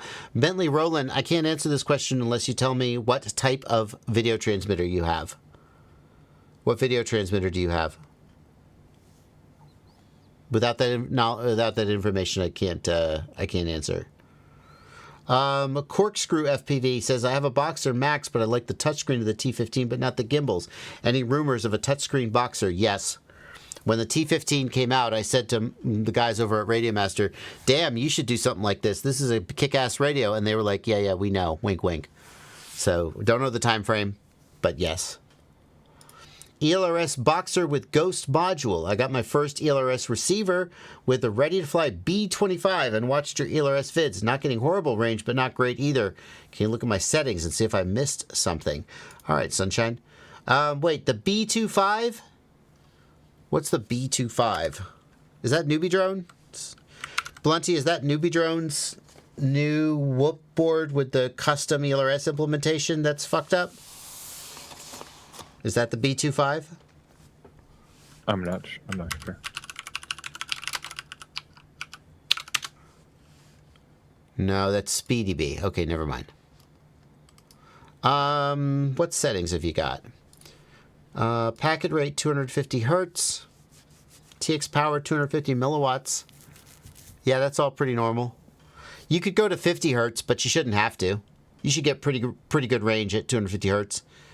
I would wonder if your receiver is messed up somehow. None of this is... Everything here is fine. I would wonder if your receiver is messed up somehow and test it with a second receiver. You should get pretty good range with 250 hertz and 250 milliwatts. Bench test. Yeah. Oh, great idea. The table test. Also, you can go up to 1 watt.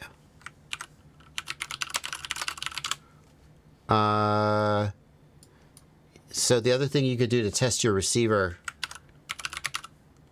is this bench test, which is on the ExpressLRS website. Just search ExpressLRS bench test. And basically, you do these steps and tells you what dBm value you should look for. And if your numbers are outside this range, you may have a damaged antenna on your receiver.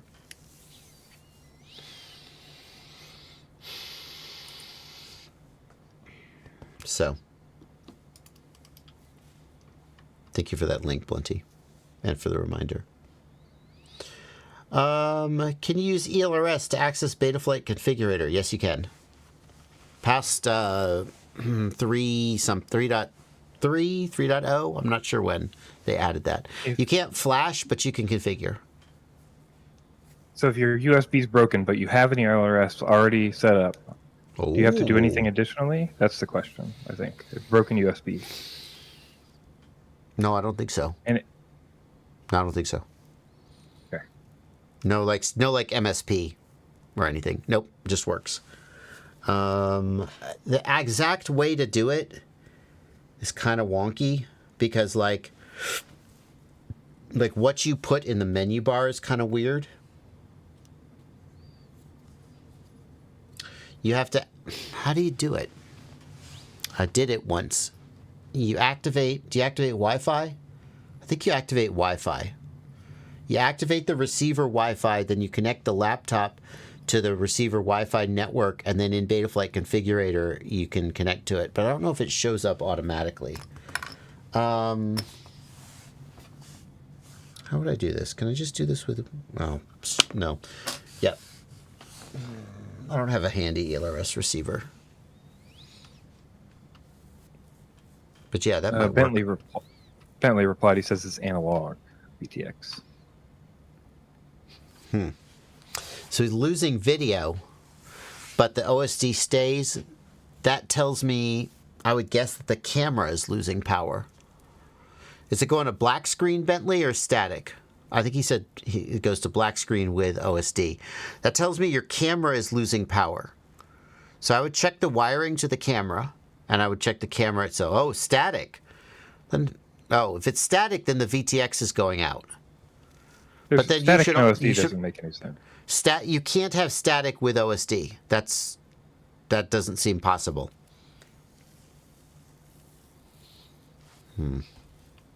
Johnny D has a question. Johnny, did this question get queued up plenty?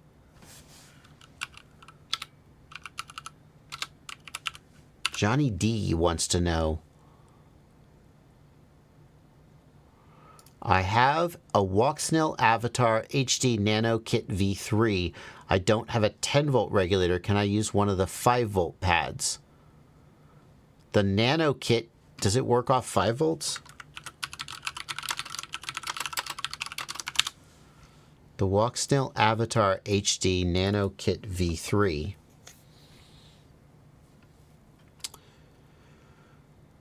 .1 to 13 volts. Well, fuck me. Yeah, so you can run that off 5 volts. Yeah, you can run it off 5 volts. You're good to go. Like, if your 5-volt regulator is only 1.5 amps, it might pull enough power that that's the worry I would have. Like, I think they can pull a fair amount of power.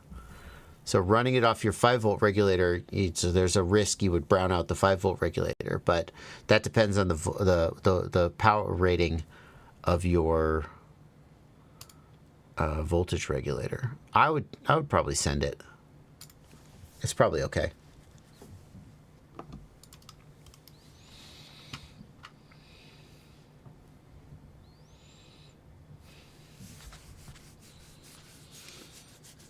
Grasana says, can you talk a little bit about TX power versus range for Express LRS analog and HD0? How does a guy decide what power to run?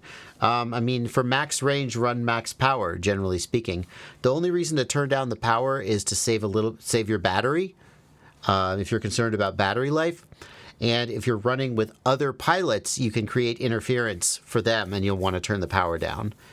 In general, though, more power gives more range, and I typically run at the highest power that's available to me, unless I know that a lower power gives more than acceptable range. Like with Express LRS, I often just run at 100 milliwatts because it means that the fan on my Boxer doesn't turn on. Over 100 milliwatts, the fan on the Boxer turns on, and that messes up my audio recordings. Okay. And I know that when I'm just flying around my house, 100 milliwatts gives me plenty of range. But if I saw my LQ start dropping, I would absolutely turn up the output power.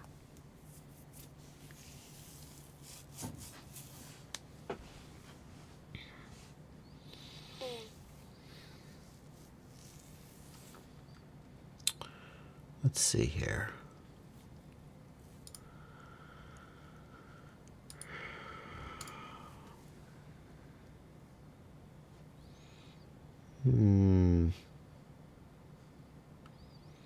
Do we only have 4 questions queued, Blunty?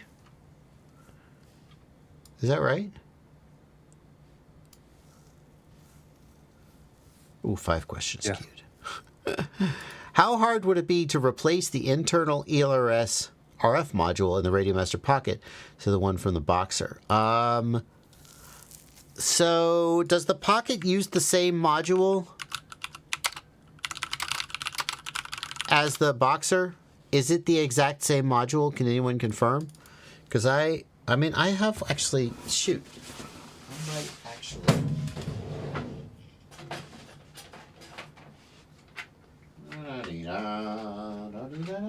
I don't think it's the same one. I actually opened up my Radiomaster Pocket to steal the antenna from it, from my Radiomaster Boxer. I don't know. ELRS module for... there you go. It's the same one as the Zorro. No. Yeah, maybe. Ooh. It does not... it looks very similar. Hang on. The antennas... Am I just looking at the other side? It's not identical. It's not the same module because the Boxer has a higher output power, right? Yeah. I can't find a matching module for the Pocket. It's not the same as the Boxer. The Boxer has a heatsink. It looks very similar to the Zorro and TX12, but it isn't the same. It feels like the Zorro or TX12 would work, though. It looks like it's the same form factor. But I can't say that for sure. There are some antennas on they may be on the other side, though. No. The Pocket has antennas like Bluetooth antennas on the PCB.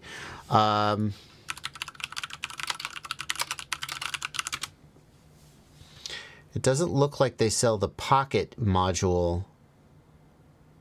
Oh, here you go. Here you go. It says and Pocket. Boom. There you go. So this is not the same module that I see in my radio that I'm looking at right now, but it clearly says here for Pocket. So there you go. So you cannot replace it with the one in the Boxer, per your question.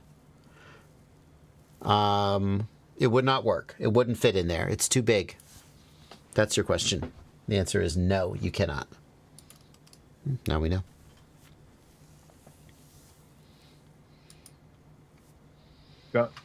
John Goblin in chat says somebody did that. I don't know if they had to modify their case, but I mean, it makes kind of sense to me that like you could plug it in, but it's significantly bigger, so I'm not sure how you would fit it. I mean, but someone says they did it. I mean, someone may have shoehorned it in there. You get 1 watt out of the pocket. Good for you. It wouldn't just drop in, I'll tell you that.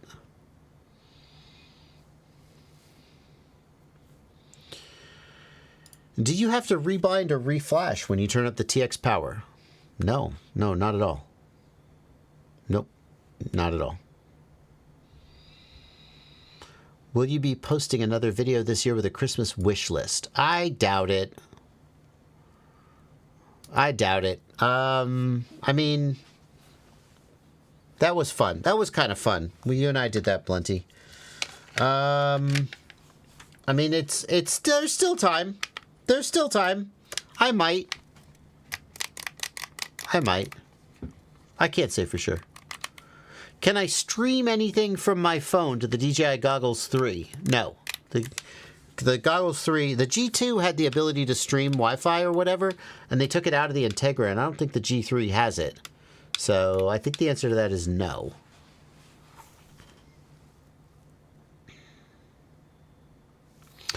Unmanned Sky says, I've only ever flown V2 goggles. I realized my IPD is 72. The OSD on the V2 at the edges has always been hard to read. Is the IPD why? Unmanned Sky, I can't speak to your exact IPD, but if you have wide set eyes and you can't get the screens wide enough, yes, you will lose the outside of the screens and it'll get fuzzy. That 100% could explain it. Dynamic power or no dynamic power? Asks June Loco. I typically do not run dynamic power. Something about the power going up and down unpredictably makes me feel nervous. And maybe that's silly, but I don't tend to like it. The Night Owl. Yes, the goggles support streaming from the goggle to the app. It's the other way. It's streaming into the goggles that they don't support.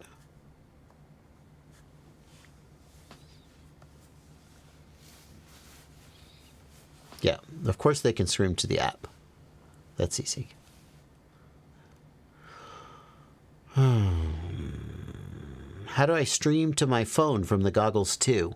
Just download the DJI Fly app and plug it in, and you should be able to get image up on the phone. DJI Fly as the app.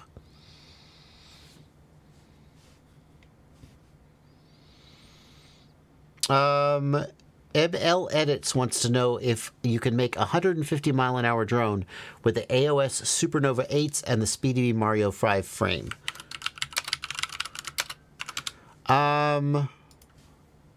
What's the KV on that motor? 1570 KV. I don't think so. That's the wrong motor for that. I think you would need a significantly higher KV. With the SpeedyBee Mario 5 frame to get 150 miles an hour, you're going to want like a... that's like... I did the 2600 kV, 160 mile an hour build because that drone has no aerodynamics. It has no fairings. You need a ridiculous amount of power and RPM. I had 2600 kV motors on 6S, and I was able to get allegedly 160 miles an hour, since exceeding 100 miles an hour violates FAA regulations. That build was allegedly able to get 160 miles an hour. Yeah. Guys, 8S. Do some math. Okay, so you said 8S, so 6S at 2600, if you do the division, right? That would be like 1950 kV, for instance, at 8S. Yeah. Right, so we're at 1570 kV currently. 6 out of 8 is 0.75. 0.75 times 2600 kV, you would be at 1950. You would need 1950 kV on 8S to get equivalent RPM to 2600 kV on 6S. This is a 1500 kV motor. I don't think you will not, I feel confident you will not get 150 miles an hour off this motor on 5-inch. You need closer to 2000 kV. You're going to get a little bit of benefit going to 8S. You'll get more real RPM with, but It's not going to make up the difference.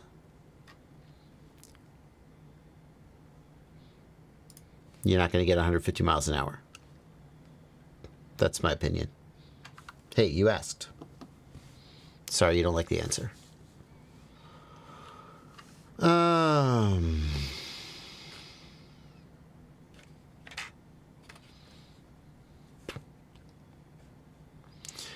Super Secret Gyro. Nice. I like your username, Super Secret Gyro.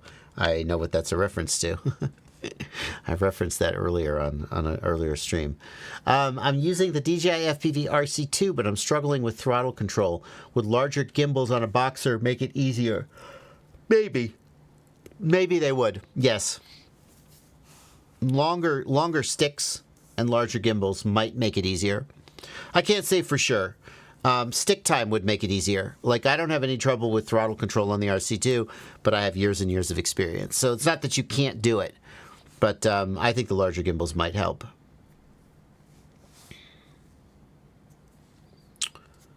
All right. Oh my God, it's almost 10 p.m. Is Ciati streaming today? I haven't seen him in the chat. No? He's been around. He is? Is he streaming? Yep. All right. Well, I'm about to wrap up for the night. Aaron Ciati is going to be streaming. Ciati FPV. Here's the link to his stream. It's there in the chat. Ooh, we got one more super chat. Whenever I wrap up, go ahead and watch his stream.